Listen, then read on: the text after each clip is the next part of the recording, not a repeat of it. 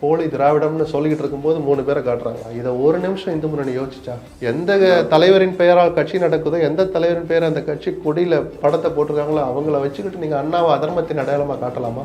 நீங்க எடப்பாடியை சீன்றதா நினைச்சு ஒட்டுமொத்த அதிமுக தொண்டர்களையும் உணர்வுகளை புண்படுத்துற வேலையை எனக்கு தெரிஞ்சோ தெரியாமலோ பிஜேபி செய்யுது. ஏன்னா எந்த பலனும் தராது, அந்த கூட்டணிக்கு ஒரு துளி கூட பலன் தராது. எடப்பாடி பழனிசாமி அவர்கள் தலைமையில் அப்படிங்கிற அந்த இது கூட அவர்கள் சொல்ல தயங்குகிறார்கள். பிஜேபி அதிமுக ஆட்சின்னு சொல்ல மாட்டேன், பிஜேபி ஆட்சின்னு தான் சொல்லுவேன்னு அண்ணாமலை சொல்றாருன்னா இந்த அக்கிரமத்தை எல்லாம் எந்த அதிமுக தொண்டை ஏற்றுக்குவோம்? அதிமுக ஆட்சி தனித்து தான் அமைக்கும்னு சொன்னாதான் அது உரைக்க வேண்டியவங்களுக்கு உரைக்கும். நீங்க பம்மி பதுங்கி சொன்னீங்கன்னா திரும்ப திரும்ப அமித்ஷா அப்படி பேசிக்கிட்டு தான் இருப்பார். நீங்க பண்ற காரியம் கூட அப்படிதான் இருக்கு. திமுக சுலபமா ஜெயிக்கிற மாதிரி ஒரு காரியத்தையும் பண்றாங்க. ஒரு வார்த்தை பேச விட்டீங்களா? கூட்டணிக்கு தலைவர் அவர் தானே, அந்த மரியாதையை அந்த பிரஸ் மீட்ல கொடுத்தாங்களா? கொடுக்கல சார். ஆணவத்தோடும் அறிவு குறைவோடும் அவர்கள் வைக்கிற அந்த வாதம் தான் அந்த கூட்டணி உடைஞ்சதுக்கு காரணம். நான் ஒண்ணு சொல்லட்டுமா? திமுக சந்தோஷப்படுறாங்க சார், இந்த கூட்டணி உடைஞ்சிடக்கூடாதுன்னு அவருக்கு நேரம் சாமியை கும்பிட்டு இருப்பாரு, வெளிப்படையா இல்ல. விஜய் தனிச்சு நின்னாருன்னா எப்படி வேணாலும் கூட்டணியில் அமையட்டும் சார், 8 முதல் 10% ஓட்ட சுலபமா அவரால் வாங்கிட முடியும். அந்த சோகால்டு வலதுசாரிகள் தான் டிவியில உட்காந்து பேசி சரிபாதி இடங்கள் எங்களுக்கு வேணும். கிட்டத்தட்ட அந்த கூட்டணியை உடைச்சதே அந்த ஆட்கள் தான், சோகால்டு வலதுசாரிகள் தான். அவர்கள் செய்தது முதல் துரோகம் பிஜேபிக்கு தான்.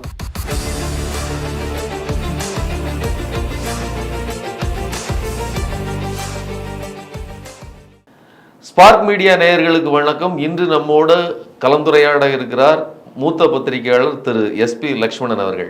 வணக்கம் சார். வணக்கம். பாஜக ஒரு பக்கம் கூட்டணி ஆட்சி அமைப்போம் அப்படிங்கிற ஒரு ப்ரொபோசலை வைக்கிறாங்க.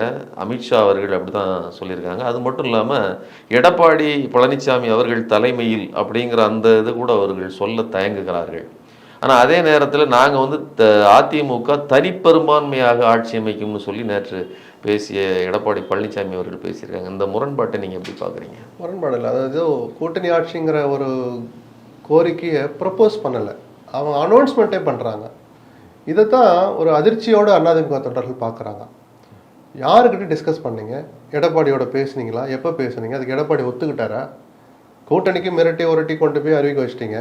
கூட்டணி ஆட்சின்னு அவர் ஒத்துக்கிட்டாரா? அவர் ஒத்துக்கலைங்கிறது நம்ம எப்போ தெரிஞ்சுக்கிட்டோம்னா, கூட்டணி அறிவித்த 4வது நாள் கொஞ்சம் லேட்டாக புரிஞ்சுக்கிட்டோம், அல்லது அதனுடைய ஆபத்தான விளைவுகளை புரிஞ்சுக்கிட்டோ, அல்லது அமித்ஷா சொன்ன நிஜமான வார்த்தையினுடைய நிஜமான அர்த்தத்தை தெரிஞ்சுக்கிட்டோ 4வது நாள் எடப்பாடி மறுத்த போது தான் எடப்பாடிக்கு இதில் உடன்பாடு இல்லை அப்படின்னு நம்ம தெரிஞ்சுக்கிட்டோம். அப்போ கூட எடப்பாடி அன்னைக்கே என் கருத்து, எங்கள் கட்சியினுடைய கருத்து இதுதான், கூட்டணி ஆட்சி என்பது தமிழ்நாட்டில் சரி வராதுன்னு அன்னைக்கே அவர் சொல்லியிருந்தாருன்னா, இன்னைக்கு அமித்ஷா இப்படி பிளான் பண்ணி கொடுத்த பேட்டியில் இப்படி ரிட்டனாக கொடுத்த பேட்டியில் கொடுத்துருக்க மாட்டார், சொல்லியிருக்க மாட்டார், அல்லது தவிர்த்திருப்பார். இல்லை அப்போ எடப்பாடி இன்னொருட கூப்பிட்டு வச்சு பேசி அப்புறம் சொல்லணுட ஒரு முயற்சி எடுத்திருப்பார். இந்த நிமிடம் வரைக்கும் எடப்பாடி நேரடியாக பதில் சொல்லலை அப்படிங்கிறத நான் என்னை போன்றவர்கள் தொடர்ந்து சொல்கிறோம். அது உங்கள் கூட்டணிக்கு நல்லதில்லை, அதிமுகவுக்கு நல்லதில்லை, அதிமுகவுக்கு தலைமை பொறுப்பு வைக்கிற உங்களுடைய தலைமை பண்புக்கும் அது நல்லதில்லை அப்படின்னு நம்ம தொடர்ந்து சொன்ன பிறகு நேற்று உளுந்தூர்பேட்டை பொதுக்கூட்டத்தில் பேசியிருக்கிறார். அப்போ கூட அமித்ஷா பேர சொல்லலை, அதுக்காக சொல்லி அந்த கூட்டணியில் குழப்பத்தை ஏற்படுத்தணும் நமக்கு விருப்பம் இல்லை, ஏதோ பாடுபட்டு நடந்துடுச்சு. மறைமுகமாக சொல்லியிருக்கிறார் அதிமுக தனித்து ஆட்சி அமைக்குங்கிற மாதிரி சொல்லிட்டு தனிப்பெரும்பான்மை பெறும் அப்படின்னு சொல்ல போதே இது அமித்ஷாவுக்குமான பதிலாகவும் நேரடியாக ஸ்டாலினுக்கும் சொல்லியிருக்கிறார். அவ்வளோ சீக்கிரத்தில் அதிமுக யாரும் கபலீகரம் பண்ண விட மாட்டோம் அப்படின்னு அதை திமுக வைக்கிற மாதிரி சொன்னதுக்கு ஒரு பதிலாகவும் சொல்லியிருக்கிறார். மறைமுகமாக அமித்ஷாவுக்கும் பிஜேபிக்கும் சொல்லப்பட்ட ஒரு விளக்கமாக தான் சொல்கிறோம். ஆனால் இது ஒரு நாள் கூத்தா முடிஞ்சிடக்கூடாது.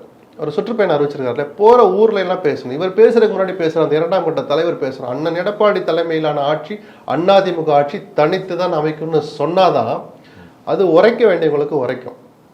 நீங்க பம்மி பதுங்கி சொன்னீங்கன்னா திரும்ப திரும்ப அமித்ஷா அப்படி பேசிக்கிட்டு தான் இருப்பார். ஸோ இதை முரண்பாடாக பார்க்கல, கண்டிப்பாக குழப்பம் தான், அதில் மாறுபட்ட கருத்து இல்லை. உங்களை கேட்டோ கேட்காமலையோ தன்னிச்சையா பிஜேபி அறிவிக்குது. அதை நீங்கள் கிட்டத்தட்ட 3 மாதம் வேடிக்கை பார்த்தீங்க. இப்போதான் மியான்னு ஒரு சத்தம் வந்திருக்கு. எவ்வளோ தூரம் ஒரு ஸ்ட்ராங்காக இருக்காருன்றதை பொறுத்து தான். அதிமுக முதல்ல உற்சாகமாக களத்தில் வேலை செய்வான். முதல்ல அதிமுகக்கே வேலை செய்யறதுக்கு அவனுக்கு உற்சாகம் வேணும், பிஜேபிக்கு சேர்த்து வேலை செய்யலாமான்னு அவனுக்கு அப்போதான் மனசு வரும். நீங்கள் எடப்பாடியை சீன்றதா நினைச்சு ஒட்டுமொத்த அதிமுக தொண்டர்களையும் உணர்வுகளை புண்படுத்துகிற வேலையை எனக்கு தெரிஞ்சோ தெரியாமலோ பிஜேபி செய்யுது. அவங்க என்ன அதனால சாதிக்க போகிறான்னு நிஜமாவே எனக்கு புரியல. ஏன்னா எந்த பலனும் தராது, அந்த கூட்டணிக்கு ஒரு துளி கூட பலன் தராது. இல்லை, இது கூட்டணி ஆட்சி அப்படிங்கிற ப்ரப்போசலை வைப்பது என்பது அதிகபட்சமான சீட் பேரத்தை உருவாக்குவது, அதாவது பாதிக்கு பாதி அப்படிங்கிற மாதிரியான சார். நீங்க பாதிக்கு பாதி இல்ல, 2/3 எங்களுக்கு வேணும், நாங்க 150 எங்களுக்கு கொடுங்கன்னு கூட கேளுங்க. அதெல்லாம் உள் அறைக்குள்ள ரூமுக்குள்ள பேச வேண்டிய வேலை சார். பொது வெளியில போட்டு இப்படி உடைக்க கூடாது சார். நடக்காத விஷயத்தை, ஒப்புக்கொள்ளாத விஷயத்தை, அப்படியே ஒப்புக்கொண்டிருந்தாலும் தேர்தலுக்கு முன்பாகவே சொல்லக்கூடாத ஒரு விஷயத்தை பக்கம் பக்கமா பேட்டியில கொடுக்குறீங்க. மாநாட்டுல பேசினாலும் பேசுறீங்க, கூட்டணியில அறிவிக்கிற அன்னைக்கு தன்னிச்சையா அறிவிக்கிறீங்க. இதைத்தான் தப்புன்னு சொல்றோம். எவ்வளவு தொகுதி வேணாலும் யாரும் கேட்கறதுக்கு உரிமை இருக்கு. கொடுக்கலாமா வேணாமா, கொடுக்க முடியுமான்னு எடப்பாடி தான் முடிவு பண்ணணும். கூட்டணிக்கு தலைமை வகிக்கிற அதிமுகவுக்கு தலைமை பொறுப்பில் இருக்கிற எடப்பாடி தான் முடிவு பண்ணணும். அவர் துணிச்சலா இருந்தா கேட்கறத கொஞ்சம் அட்ஜஸ்ட் பண்ணி எடுத்துங்கன்னு சொல்லி கெஞ்சி கூத்தாடி ஒத்துக்க வைப்பார். துணிச்சல் மிக்கவராக இருந்தால் எடுக்கிறதா எடுத்துக்கிறீங்களா இல்லை கிளம்புறீங்களா அப்படின்னு ஜெயலலிதா ஸ்டைல்லையும் கேட்கலாம். அது என்ன நடக்குன்றது இதெல்லாம் பூட்டிய அறைகளுக்குள்ள நடக்கணும் சார். சீட்டு அதிகமாகணுங்கிறக்காக நாங்கள் கூட்டணி ஆட்சி அப்படியே ஒரு 2 பேரும் சேர்ந்து ஆட்சி அமைச்சாலும் தான் நாங்கள் பிஜேபி அதிமுக ஆட்சின்னு சொல்ல மாட்டேன், பிஜேபி ஆட்சின்னு தான் சொல்லுவேன்னு அண்ணாமலை சொல்றாருன்னா இந்த அக்கிரமத்தை எல்லாம் எந்த அதிமுக தொண்டை ஏற்றுக்குவான்? ஒரு ரிமோட் சான்ஸ் எடப்பாடி கூட அதை கேட்டுட்டு பேசாமல் போயிடலாம். ஒரு அதிமுக தொண்டன் கூட ஏற்றுக்க மாட்டான். ஆனால் எடப்பாடி அதை ஏற்றுக்கொள்கிற அளவுக்கு அவ்வளவு ஒரு தெளிவற்றவராக, துணிச்சலற்றவராக இருப்பார் நான் நினைக்கல. துணிச்சலற்றவர்னு பல நேரத்தில் விமர்சிச்சிருக்கேன். இந்த அளவுக்குலாம் ஒரு கட்சியை விட்டு கொடுப்பார்னு நான் நம்பலை. இல்லை, இவங்களுக்கு வந்து 22%, எங்களோட 18% இருக்குது. 18%ல யாரெல்லாம் இருந்தீங்க இருக்கிறோம் அப்படின்னு சொல்லி யாரெல்லாம் இருந்தீங்க? அதுல அந்த கூட்டணியில் யாரெல்லாம் இருந்தீங்கன்னு சொல்லுங்க. பாட்டாளி மக்கள் கட்சி இல்லையா? தினகரன் மதுரையில் 2ஆம் இடம் வந்தீங்களே, யாரால வந்தீங்க? தேனிலையும் ராம்நாட்லையும் இந்த அணி 2ஆம் இடம் வந்துச்சு, யார் வந்தா? அதிமுக டெபாசிட் போனது யாரால? தென்சென்னையில் தமிழிசை 2ஆம் இடம் வந்தாங்களே, யாரால? அங்கே பாட்டாளி மக்கள் கட்சி சார்ந்த வன்னியர் சமூகத்து மக்கள் எத்தனை பேர் இருக்காங்கன்னு கேட்டு பாருங்க. சரிதானா? ஸோ எல்லாருக்குமானது சேர்த்து தான் நீங்கள் 18%. பிஜேபி போட்டியிட்ட தொகுதியில் மட்டும் கணக்கு பண்ணி நாங்கள் 11% ஒரு கணக்கு காட்டுறாங்க. அந்த பிஜேபி அந்த உதாரணம் தென் சென்னை சொன்னேனே, பிஜேபியில் சொல்கிற 11%ல் தென் சென்னையில் தமிழிசை வாங்கிய வாக்குகள் இருக்குது. தென் சென்னையில் பிஜேபிக்காரன் மட்டும்தான் அவங்களை ஓட்டு போட்டாங்களா? பாமக ஓட்டு போடலையா? ஒரு 10,000 பேர் இருந்தாலும் அமமுக காரங்களை ஓட்டு போடலையா? சொல்லுங்கள் சார். எல்லாருடைய ஓட்டு அதில் கலந்துருக்குல்ல சார். அப்போ ஏதோ பிஜேபி வாங்கின ஓட்டு, பிஜேபி வாங்கின அந்த அந்த கணக்கே ஒரு மோசடியான கணக்கு. இதை ஒரு குரூப் சொல்லிக்கிட்டே அலைகிறாங்க. பிஜேபி வாக்கு வங்கி, அந்த அணியில் பிஜேபி பெற்ற வாக்குகள் அதில் எல்லா கட்சிக்கும் ஓட்டு இருக்கு. தினகரன் 2.5 லட்சம் 2.25 லட்சம் ஓட்டு வாங்கினார்ல, அதில் குறைஞ்சது ஒரு 20,000 ஓட்டு பிஜேபி, குறைஞ்சது ரொம்ப குறைஞ்சு நான் சொல்கிறேன், 20,000 ஓட்டு பிஜேபி ஓட்டு இருக்குல்ல, இருக்கா இல்லையா? ஓபிஎஸ் 1.5 லட்சம் ஓட்டு கிட்ட வாங்கினார் ராம்நாட்டில். பிஜேபி வலுவாக இருக்கிற தொகுதிகளில் ராமநாதபுரம் ஒன்று. கிட்டத்தட்ட ஒரு 50,000 ஓட்டுலேருந்து 1 லட்சம் ஓட்டு வரைக்கும் பிஜேபி ஓட்டு அதில் இருக்கும். ஓபிஎஸ் இது ஏன் ஓட்டுன்னு கிளைம் பண்ண முடியாது, என்னை நம்பி போட்ட ஓட்டுன்னு சொல்லிக்கலாம். பிஜேபி ஓட்டு அதில் இருக்குல்ல. அதே தான் மதுரையிலையும். மதுரையில் பிஜேபி 2ஆம் இடம் வந்துச்சுன்னா எப்படி வந்துச்சு? பேராசிரியர் சீனிவாசன் வாங்கின ஓட்டு எல்லாம் பிஜேபி ஓட்டா? அங்கே டிடிவியும் ஓபிஎஸும் சார்ந்த சமூகத்து வாக்குகள் மதுரை பார்லிமெண்ட்டில் எவ்வளோ இருக்கான்னு அரசியல் தெரிஞ்சவங்களுக்கு தெரியும். ஸோ இந்த ஒப்பீட்டெல்லாம் பிரித்து எங்களுக்கு இவ்வளோ ஓட்டுலாம் சொல்லவே முடியாது. அப்படி சொல்லணும்னு நீங்கள் ஆசைப்பட்டீங்கன்னா ஒரு தேர்தலில் தனியாக நில்லுங்க. எங்களுக்கு இப்போ சீமான் நிரூபிச்சு காமிச்சார்ல, எனக்கு 8% ஓட்டு இருக்குன்னு காமிச்சார்ல, அது மாதிரி நீங்கள் தனியாக நின்றுட்டு அப்புறம் தான் நீங்கள் சொல்லணும் எங்களுக்கு 17% இருக்குது தனிச்சு அப்படி நினச்சிக்கிட்டு இருந்தோம். ஆனால் 6.25% தான் இருக்குன்னு அப்போ பல்லிழிக்க போகுது. அதை செஞ்சு காமிச்சிட்டு கிளைம் பண்ணுங்க. இல்லை, அதில் கூட இன்னைக்கு நேற்று நினைக்கிறேன் ஹெச் ராஜா அவர்கள் பேசும்போது என்டிஏ கூட்டணியினுடைய முதல்வர் வேட்பாளரை நாங்கள் பாஜகவினுடைய தலைமை அவர்கள் தான் முடிவு பண்ணுவாங்கன்னு பேசியிருக்கிறாரு. இதெல்லாம் ஒரு துளி கூட பலன் தராத சிறுபிள்ளைத்தனமான பேச்சு, நடைமுறை சாத்தியமற்றது. நான் திரும்ப சொல்கிறேன், அந்த அளவுக்கெல்லாம் எடப்பாடி பலவீனப்பட்டு போகலை, அந்த அளவுக்கு அதிமுக ரொம்ப தாழ்ந்து போயிடலை. இதெல்லாம் ஏதோ வேற வேலை இல்லாமல் பேசிட்டு இருக்க மாதிரி, அல்லது எப்பாடுபட்டாவது திமுகவை ஜெயிக்க வச்சிடணும்னு இவங்கெல்லாம் போராடுறாங்களோன்னு தோணுது. ஹெச் ராஜா தொடங்கி அமித்ஷா வரை, தமிழிசை உட்பட. நீங்கள் பேசுகிற பேச்சு ஏதாவது ஒன்று இந்த அணிக்கு பலன் தர மாதிரி இருக்கா சொல்லுங்கள். நான் அரசியல் பார்வை பார்க்குறேன், யார் என்னெல்லாம் கூட விடுங்க. உங்கள் நோக்கம் என்ன? திமுக ஜெயிக்க வைக்கிறதா? நீங்கள் பண்ணுற காரியம் கூட அப்படிதான் இருக்குது. திமுக சுலபமாக ஜெயிக்கிற மாதிரி ஒரு காரியத்தையும் பண்ணுறாங்க. அவர்கள் சொல்லி அதை பண்ணுறாங்க. எடப்பாடி மௌனமாக இருந்து அதை பண்ணுறாரோன்னு சந்தேகமாக இருக்கு. நேத்தான் பேச ஆரம்பிச்சிருக்கிறார். அதனால தொடர்ந்து ஒரு நாள் கூத்தா மாறிடக்கூடாது, போகிற இடமெல்லாம் பேசணும், பேச வைக்கணும்னு சொல்கிறேன். பதிலடியை கொடுத்துக்கிட்டே இருந்தாதான் முதல்ல அதிமுக தொண்டன் உற்சாகமாவான், அல்லது சோர்வடையாமல் இருப்பான். அதுதான் முதல் தேவை. உற்சாகப்படுத்துறது 2வது, அதிமுகவுக்கு வேலை செய்கிறது 3வது, அந்த அதிமுகவோட தோழமை வச்சிருக்கிற கட்சிகளுக்கு வேலை செய்கிறது 4வது. ஒரு ஸ்டெப்பாக போனா முதல்ல அவனை சோர்வடையாமல் பார்த்துக்கணும். இல்லை, இப்போ அவர் ஏற்றுக்கொண்டாலும் எடப்பாடி அவர்கள் ஏற்றுக்கொண்டாலும் தொண்டன் ஏற்றுக்கொள்ள மாட்டான் அப்படின்னு ஒரு வார்த்தையை சொன்னீங்க. அப்படின்னா எடப்பாடி ஏற்றுக்கொள்ளுகிற இடத்தில் தான் இருக்கிறார், அந்த அளவிற்கு அவருக்கு நெருக்கடி இருக்குங்கிற மாதிரி. சார் அதுதான் உலகமே பார்த்துச்சே சார். அது திருப்பி வாயை கண்டி வர ரெண்டாவோட கேட்கணுமா நீங்க? உலகமே பார்த்துச்சே. அவர் போய் இப்படி அப்படியே கை கட்டி இப்படி உட்காந்துருந்ததை ஒரு வார்த்தை பேச விட்டீங்களா? கூட்டணிக்கு தலைவர் அவர் தானே. அந்த மரியாதையை அந்த பிரஸ் மீட்ல கொடுத்தாங்களா? கொடுக்கல சார். எனக்கு வேணான்னு வேணா எடப்பாடி பெருந்தன்மையாக சொல்லலாம். பார்க்குற மக்கள் அப்படி பார்க்க மாட்டாங்க. அதனாலதான் கன் பாயிண்ட்ல கூட்டி போய் உட்கார வச்சிருக்காங்களோ அப்படின்னு கிராமத்தான் பேசுறான் சார். அந்த கிராமத்தான் தான் இன்னைக்கு என்ன சொல்ற டிசைடிங் ஃபேக்டரா இருக்கிறான். அவன் பேசுற பேச்சா மவுத் பிரப கண்ட மாதிரி அவன் வாயிலிருந்து வர வார்த்தைகள் பிரச்சாரம் மாதிரி ஒழிக்கும். அவனே பார்க்குறானே, நம்மளை விட தெளிவாக யோசிக்கிறானே, பார்க்குறானே. அவனும் உள்ளங்கையில் மொபைல் என்ன நம்ம எடப்பாடி இப்படி உட்காருக்காரு, அவர் சொல்லிட்டு இருக்காரு, மௌனமாக இருக்காரு. சரி இந்தியில் பேசுகிறேன், இந்தியில் பேசின பிறகு தமிழில் மொழிபெயர்க்கிறார். அவன் சொல்கிறத கேட்டுட்டு எடப்பாடி மௌனமாக இருக்காருன்னு அவன் பேசுகிறான்ல, வேதனைப்படுறான்ல. இப்போ இன்னைக்கு அமித்ஷா மேடையில் பேசும்போது சொல்ல மறந்துட்டார். மதுரை மீட்டிங்கில் வந்து பேசினார். அப்பயும் எடப்பாடி பேரை சொல்லலை. அந்த ப்ரெஸ் மீட்டில் சொல்லலை, மதுரை மாநாட்டில் சொல்லலை, ஒரு பொதுக்கூட்டம் மாதிரி நடந்ததில் சொல்லலை. கேள்விகளை எழுதி கொடுத்து பதிலையும் எழுதி வாங்கி ரிட்டனில் வந்து சரிபார்த்து அதை டிரான்ஸ்லேட் பண்ணி தமிழில் வந்ததை ஒருத்தர் சரிபார்த்து தான் அமித்ஷாவுடைய பெட்டி பிரபலமான நாளிதழ்கள் 2-3 வந்துச்சு ஒரே நாளில். ஒரு வாரம் முன்னாடி எடுத்துட்டாங்க. முருகன் மாநாடு முடியட்டும்னு காத்திருந்து வந்துச்சு. அப்போ திட்டமிட்டு வந்ததில் கூட எடப்பாடி முதலமைச்சர் ஆவார், திமுகவுடைய தோல்வி உறுதி செய்யப்படும், என்டிஏ ஆட்சி அமைக்கும், எடப்பாடி முதலமைச்சர் ஆவார், அந்த ஆட்சியில் பிஜேபி அங்க வைக்கணும்னு ஒரு வார்த்தை அவங்க ஆசையை சொல்லட்டும். எடப்பாடிங்கிற பேர் தண்ணி நீங்க பாத்தீங்களா? ஒரு நான் ஒரு வரையும் மிஸ் பண்ணிருக்கலாம். பாத்தீங்களா? இல்ல அதுதான் கேட்கிறேன். ஏன் அப்ப நோக்கம் என்ன? இது எடப்பாடி அவமானப்படுத்துறதா அவங்க நினைக்கிறாங்க. உள்ளுக்குள்ள 1000 திட்டம் இருக்கலாம். தேர்தலுக்கு முன்பாக இப்படி ஹிடன் அஜெண்டா மறைமுக திட்டங்களை வைத்திருந்தால் அந்த கூட்டணியில் பிரதான கட்சியாக இருக்கிற அதிமுக தொண்டர்கள் அந்த அதிமுகவுக்கோ அல்லது அந்த அதிமுக கூட்டணி இருக்கிற பிஜேபிக்கோ மற்ற கட்சிகளுக்கோ வேலை செய்வாங்களா? அப்போ திருப்பி நான் பழைய பாயிண்ட்டுக்கு வரேன். நீங்க எல்லாருமே சேர்ந்து எதுக்கு வேலை பார்க்குறீங்க? நல்லா சொகுசா திமுகவை திருப்பி ஜெயிக்க வச்சு ஆட்சியில் உட்கார வைக்கிறதுக்கு தான் பாடுபடுறாங்களோ அப்படிங்கிற ஒரு வேதனையான சந்தேகத்தை கிளப்புது அதிமுக பார்வையிலேருந்து நான் சொல்றேன். இல்லை பெர்சன்டேஜ் வைஸ் 22ங்கிறது இவங்க வந்து பலவீனம் அடைந்திருக்கிறார்கள். அந்த அடிப்படையில் தான் இப்போ வந்து இன்னொரு விதமாக வந்து நீங்கள் வலதுசாரிகளுடைய கண்ணோட்டத்தில் பார்த்தீங்க அப்படின்னா அவங்க சொல்கிறது வந்து எடப்பாடி வந்து அதாவது இருவிட்டார் கல்யாணம் மாதிரி 2 பக்கமாக அதாவது மியூச்சுவலாக போகிற இடத்துல தான் இருக்கிறார். அவர் பேரம் பேசுகிற அளவுக்கான வலுவில்லை. சோக்கால்டு வலதுசாரியெல்லாம் தூக்கி அப்படி தூரம் போடுங்க சார். அதிமுக அவ்வளோ பலவீனப்பட்டு போகல சார்.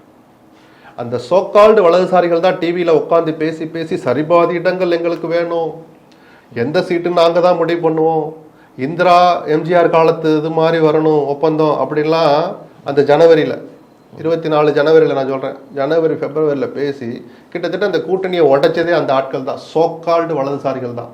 அவர்கள் செய்தது முதல் துரோகம் பிஜேபிக்கு தான். அந்த கூட்டணி உடையாமல் இருந்தால் அன்றைக்கி 15 தொகுதி 2 பேரும் சேர்த்து ஜெயிச்சிருப்பாங்க சார். 4 மந்திரி தமிழ்நாட்டுக்கு கூடுதலாக கிடச்சிருப்பாங்க சார். தமிழ்நாட்டு தானே சார் அது நல்லது.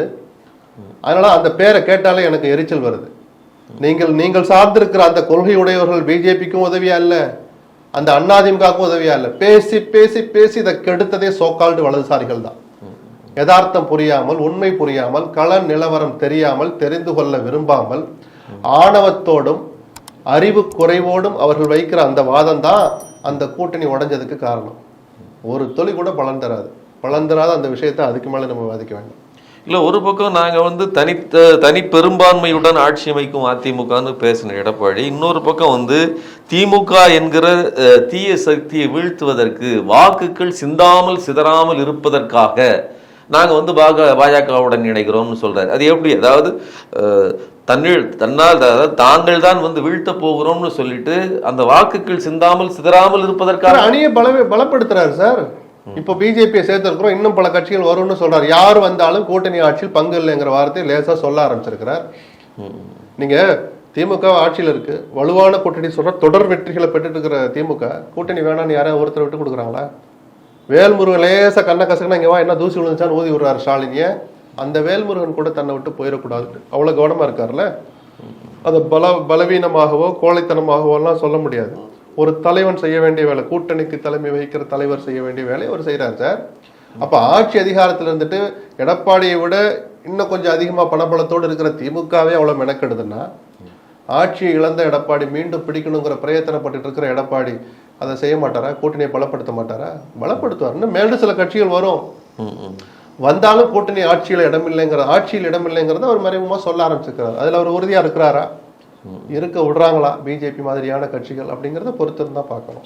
இல்லை, எங்களுடைய அதாவது பாஜக அதிமுக கூட்டணி இணைந்ததன் பிறகு, அதாவது நீங்க ஒரு பக்கம் சொல்றீங்க அவர் வந்து ரொம்ப ஒரு நெருக்கடிக்குள்ளாகி தான் கூட்டணிக்கு போனாருன்னு. ஆனா அவர் இணைந்த பிறகு திமுகவுக்கு பயம் வந்திருக்கிறாரு. நான் சொல்லட்டுமா, திமுக சந்தோஷப்படுறாங்க சார். இந்த கூட்டணி உடைஞ்சிடக்கூடாதுன்னு அவருக்கு நேரம் சாமியை கும்பிட்டு இருப்பாரு. வெளிப்படையா இல்ல, உள்ளுக்குள்ள தெய்வமே இந்த கூட்டணியை உடைச்சிடாத. ஏன்னா அது இருக்குதான் அவங்களுக்கு நல்லது. இவ்வளவு பாத்தீங்களா, இவர் ஒண்ணு சொல்ல அவர் ஒண்ணு சொல்ல, இந்த குழப்பத்தை எதிரணி ரசிக்குமா இல்ல வேதனைப்படுவாங்களா? ஐயோ அண்ணா திமுக இப்படி போகுது, திமுக என்ன வேதனைப்படுமா? ரசிப்பாங்க சார். நாங்கள் 234 தொகுதியிலும் போட்டிக்கிற தகுதி எங்களுக்கு இருக்கு. டீ பண்ண கொடுத்தலாம் எங்களை ஈஸியா மடக்கலாம் நினைக்காதீங்க. திருமாவளவன் அப்படி சொல்ற போதே அதிமுக ரசிக்க முடியல. ஆஹா திருமாவளவன் கோவம் வந்துருச்சுரா, என்னத்தையாவது பேசி கொஞ்சம் கூட்டணி உடஞ்சா நல்லது, நம்ம திருமாவை கூப்பிட்டுக்கலாம் அதிமுக எதிர்பார்ப்பாங்கல்ல. எதிரணியில் நடக்கிற குழப்பங்களை, சில பலவீனங்களை அதற்கு எதிரணியில் இருக்கிற கட்சிகள் ரசிக்க தான் செய்வாங்க. ஸோ அந்த வகையில பார்த்தா பிஜேபிக்கும் அதிமுகவுக்கும் இருக்கிற அந்த குழப்பத்தை திமுக மௌனமா ரசிப்பாங்க. அந்த கூட்டணி உடைஞ்சிடக்கூடாதுன்னு நினைப்பாங்க. ஏன்னா உடைஞ்சிட்டா பொலிட்டிக்கலா பாருங்க, அதிமுகவோட கூட்டணி சேர்வதில் எங்களுக்கு எந்த பிரச்சனையும் இல்லை.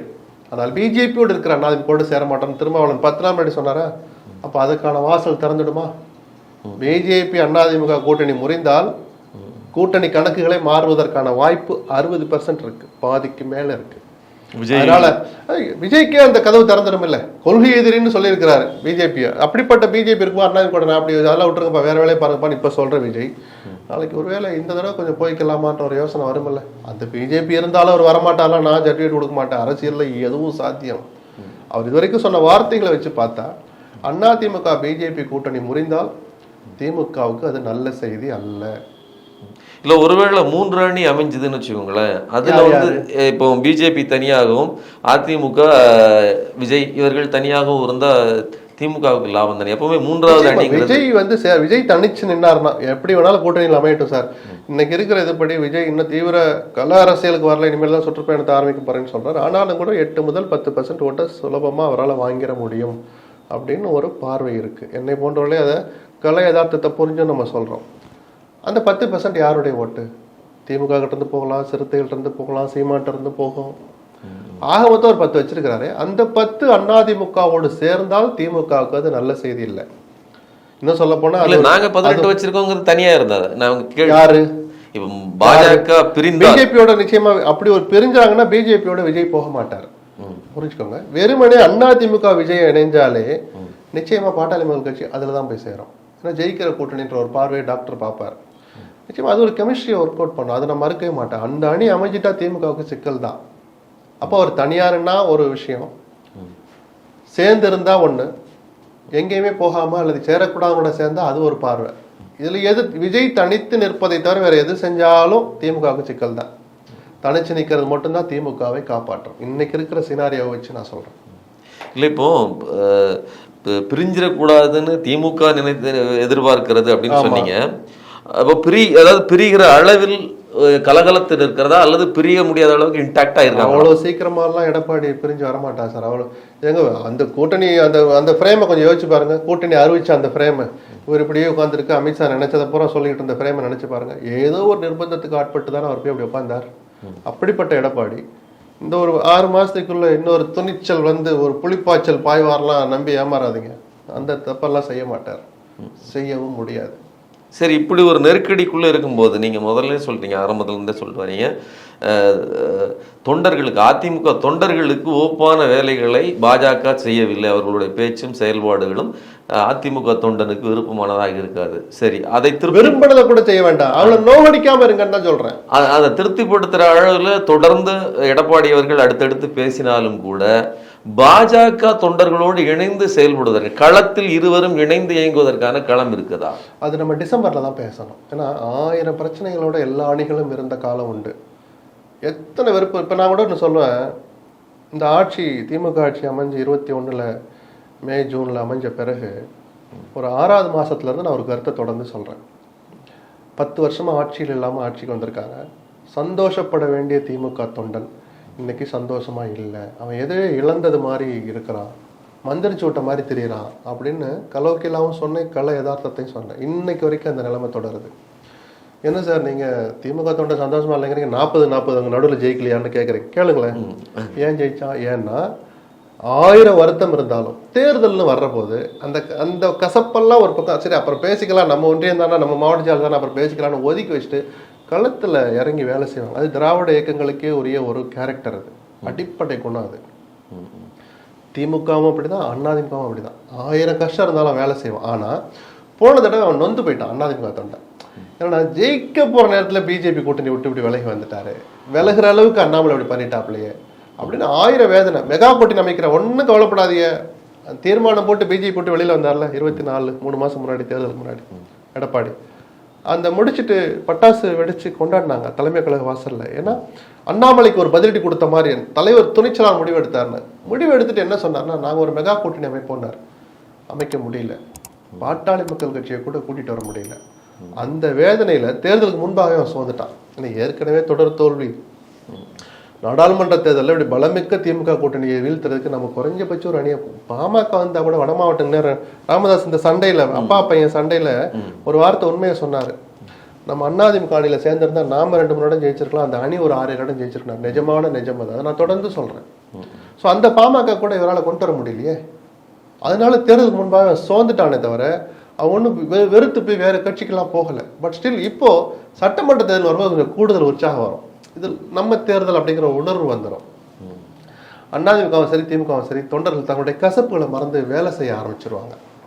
அதுல எனக்கு மாற்று கருத்து இல்லை. ஆனால் அப்படி வேலை செய்ய வர்றபோது அதை கெடுக்கிற மாதிரியான காரியங்களை இவங்களே செய்யக்கூடாது. அதை பிஜேபி இப்போ செஞ்சுக்கிட்டு இருக்கு. இந்து முன்னணி மறைமுகமா செஞ்சிச்சு. பத்திரிக்கை வச்சுட்டு வாங்கன்னு சொல்லிவிட்டு அவனை வந்து உட்கார வச்சுக்கிறேன்ற மாதிரி எந்த தலைவரின் பெயரால் கட்சி நடக்குதோ, எந்த தலைவரின் பெயர் அந்த கட்சி கொடியில படத்தை போட்டிருக்காங்களோ அவங்கள வச்சுக்கிட்டு நீங்க அண்ணாவை அதர்மத்தின் அடையாளமா காட்டலாமா, போலியின் அடையாளமா காட்டலாமா சார்? போலி திராவிடம்னு சொல்லிக்கிட்டு இருக்கும்போது 3 பேரை காட்டுறாங்க. கலைஞரை காட்டுங்க, அண்ணாவின் சந்தோஷப்படுவோம், அப்படி கண்டுக்காம ஒதுக்கி விட்டு போவான். அண்ணாவையும் பெரியாரையும் காமிக்கிறவங்க தாங்குவாங்களா? இதை ஒரு நிமிஷம் இந்து முன்னணி யோசிச்சா இந்த சில்மிஷத்தை தான் அவன் ரசிக்க மாட்டான். இந்த மாதிரி வேதனைப்படுத்தாம இருந்தாலே போதும், அவன் குறைஞ்சபட்சம் அந்த கசம் மறந்துட்டு காலத்துல வேலை செய்வான். அப்படி இல்லைன்னா நான் திரும்பி முதல் பாயிண்ட்டுக்கு வர்றேன். நீங்க எல்லாம் சேர்ந்து திமுகவை ஆட்சியில் அமர பாடுபடுகிறீர்கள். கொள்கை எதிரிலாம் வெளியில பேசுறலாம் சும்மா. பிஜேபியினுடைய பிரதான நோக்கமே, அமித்ஷாவின் பிரதான நோக்கமே திமுகவை மீண்டும் ஆட்சியில் அமர்த்துவதுதான் அப்படின்னு தான் நான் புரிஞ்சுக்குவேன். என்னை போன்றவர்கள் புரிஞ்சுக்குவாங்க. ரொம்ப நன்றி சார். பல்வேறு கேள்விகளுக்கு மிக அருமையாக பதில் சொல்லிங்க. நன்றி.